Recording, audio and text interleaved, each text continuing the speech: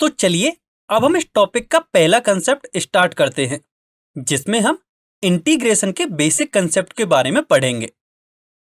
माना हमारे पास एक फंक्शन है कैपिटल एफ(x). यदि हम इसको डिफरेंशिएट करें तो हमें इसका डेरिवेटिव मिलेगा, जिसको हमने यहाँ स्मॉल f(x) से डिनोट किया है।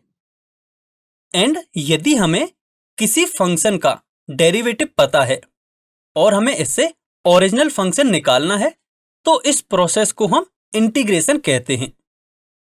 और function capital f(x) small f(x) का एंटी डेरिवेटिव कहलाता है। यहां हम इनके रिप्रेजेंटेशन को वापस से रिवाइज कर लेते हैं कि function capital f(x) small f(x) का एंटी डेरिवेटिव होता है and small f(x) capital f(x) का डेरिवेटिव होता है। अब यहां ध्यान देने वाली बात यह है कि यदि आगे हमें इस चैप्टर में कहीं भी कैपिटल f(x) दे रखा होगा तो वह फंक्शन स्मॉल f(x) का एंटी डेरिवेटिव होगा, और यदि हमें स्मॉल f(x) दे रखा होगा तो वह फंक्शन कैपिटल f(x) का डेरिवेटिव होगा। अब हम इंटीग्रेशन के कंसेप्ट को वापस से इसी एग्जांपल से समझते हैं। इस एग्जांपल में हमने देखा था कि कार A के लिए हमें डिस्प्लेसमेंट पता था और उससे हमने वेलोसिटी आसानी से निकाल ली थी। लेकिन कार B के लिए जब हमें वेलोसिटी दे रखी थी तो हमें नहीं पता था कि हमें उसके डिस्प्लेसमेंट को कैसे फाइंड करना है।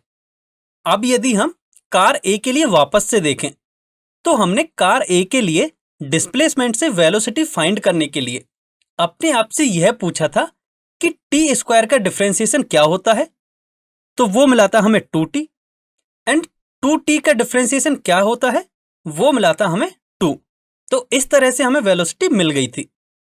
लेकिन कार B के लिए यदि हम देखें तो हमें वेलोसिटी पता है, तो यहां हम ये पूछेंगे कि 3t² किस फंक्शन का डेरिवेटिव होता है।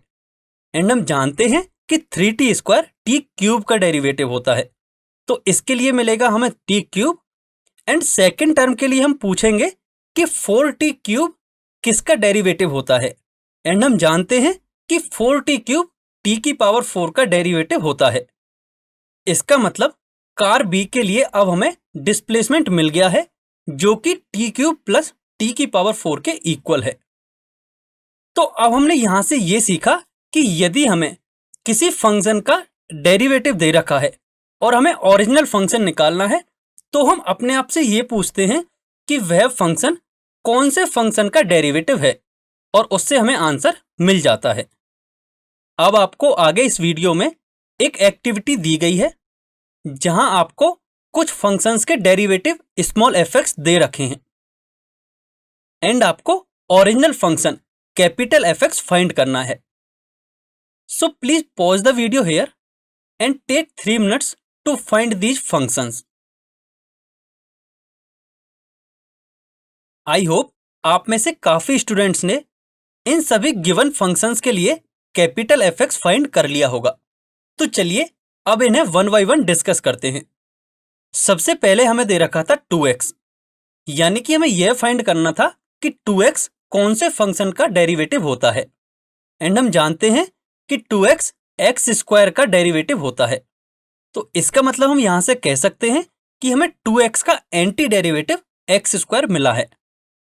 इसी तरह यदि हम सेकंड फंक्शन 4x³ देखें तो इसका एंटी डेरिवेटिव हमें मिलेगा x⁴। cos x का एंटी डेरिवेटिव मिलेगा sin x। sec² x का एंटी डेरिवेटिव मिलेगा tan x। e⁻x का एंटी डेरिवेटिव मिलेगा e⁻x। 1/x का एंटी डेरिवेटिव मिलेगा log x। अब यदि हम इस फंक्शन को देखें तो इसमें दो अलग अलग फंक्शंस हैं, 2 cos x एंड दूसरा है x²। हम जानते हैं कि 2 cos x का एंटी डेरिवेटिव हो जाएगा 2 sin x।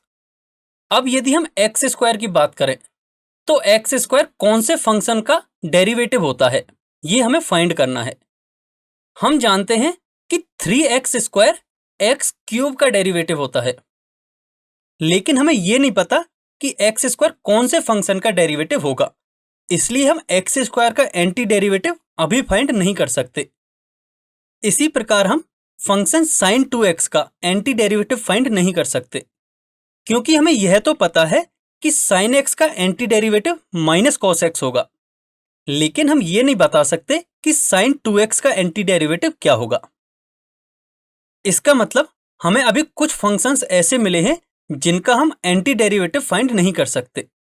तो फिर इनका एंटी डेरिवेटिव हम कैसे फाइंड करेंगे, इसको हम इसी टॉपिक में आगे सीखेंगे।